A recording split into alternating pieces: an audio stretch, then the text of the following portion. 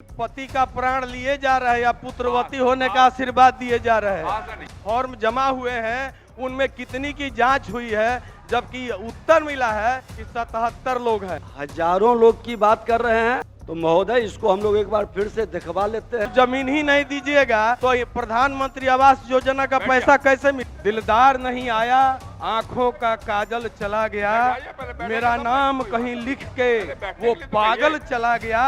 कि कितने लोगों का योगापट्टी अंचल में आवेदन जमा हुआ है और उसमें कितने लोगों को भूमि प्रदान कराई गई। योगापट्टी अंचल अंतर्गत अभियान बसेरा 2 के तहत हम रह गए सूखे सावन की आस में, मुझको बिना भिगोए बादल चला गया। उसका अरमान झुलस गया, जिसे पट्टा मिला वो पोजीशन को तरस गया। अब तो मौसम बदले बहुत बात बदली है, उम्मीद में बैठे हुए कितना बरस गया। मेरा जो उत्तर आया अध्यक्ष महोदय वो गलत आया है। पूरक पूछिए। नहीं पूरक, मेरी बातों में ही मेरा पूरक है।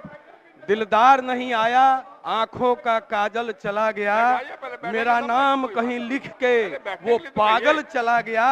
हम रह गए सूखे सावन की आस में, हम रह गए सूखे सावन की आस में, मुझको बिना भिगोए बादल चला गया। अध्यक्ष महोदय, लोहिया जी ने कहा था कि जिंदा कौम 5 साल का इंतजार नहीं करती, लेकिन दिल। अध्यक्ष महोदय बोलिए ना, पहले बैठिए तब ना कोई बात होगी, पहले बैठ जाइए। अध्यक्ष महोदय, जो आवेदक है उसका अरमान झुलस गया, जिसे पट्टा मिला वो पोजीशन को तरस गया।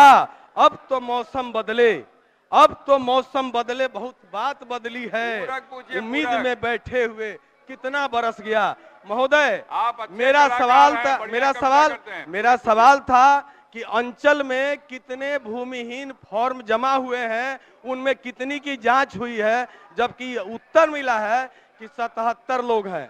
अध्यक्ष महोदय, ऐसे हजारों लोग हैं जिनको जमीन के अभाव में, जिनको जमीन के पूरक पूछिए। अध्यक्ष महोदय, मेरा पूरक सवाल यही है कि कितने लोगों का योगापट्टी अंचल में आवेदन जमा हुआ है और उसमें कितने लोगों को भूमि प्रदान कराई गई, ये मेरा सवाल है। माननीय मंत्री,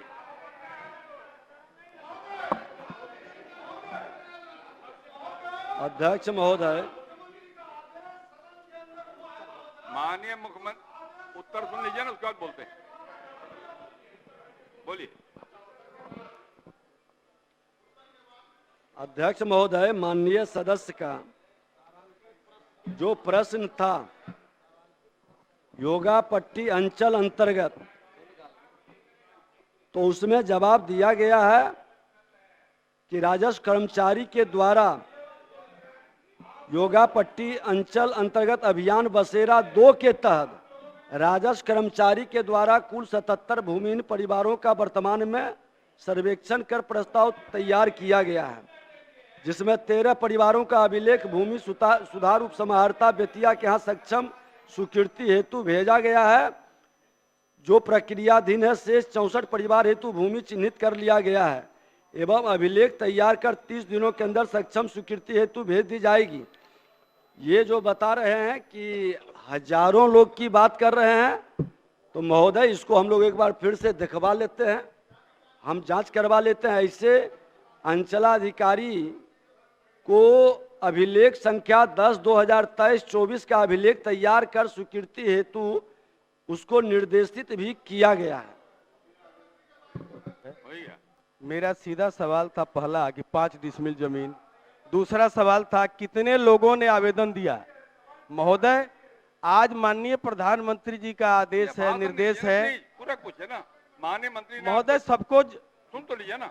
माननीय मंत्री जी ने कहा, जो आंकड़े उनके पास है बताया उन्होंने यह भी कहा कि माननीय सदस्य ने जो विषय उठाया है मैं फिर से उसकी जांच करा लेता हूँ। यही तो अध्यक्ष महोदय, मेरा सवाल अधूरा रह रहा है। मेरा कहना है कि पति का प्राण लिए जा रहे हैं या पुत्रवती होने का आशीर्वाद दिए जा रहे हैं। जब जमीन ही नहीं दीजिएगा तो ये प्रधानमंत्री आवास योजना का पैसा कैसे मिलेगा? महोदय, प्रधानमंत्री आवास योजना का पैसा तो तभी मिलेगा जब जमीन मिलेगी। तो ऐसे भूमिहीन परिवार जो चिन्हित करके और उनको जमीन ही नहीं दिलाई जाएगी तो प्रधानमंत्री आवास योजना की राशि उन्हें कैसे प्राप्त होगी?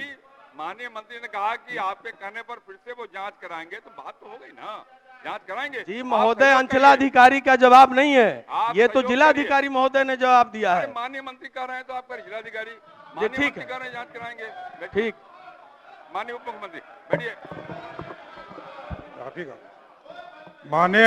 माननीय सदस्यों की जो चिंता है, शांत रहिए। यदि उस पर कार्रवाई नहीं हुई है तो स्पष्ट तौर पर आज माननीय मुख्यमंत्री जी के साथ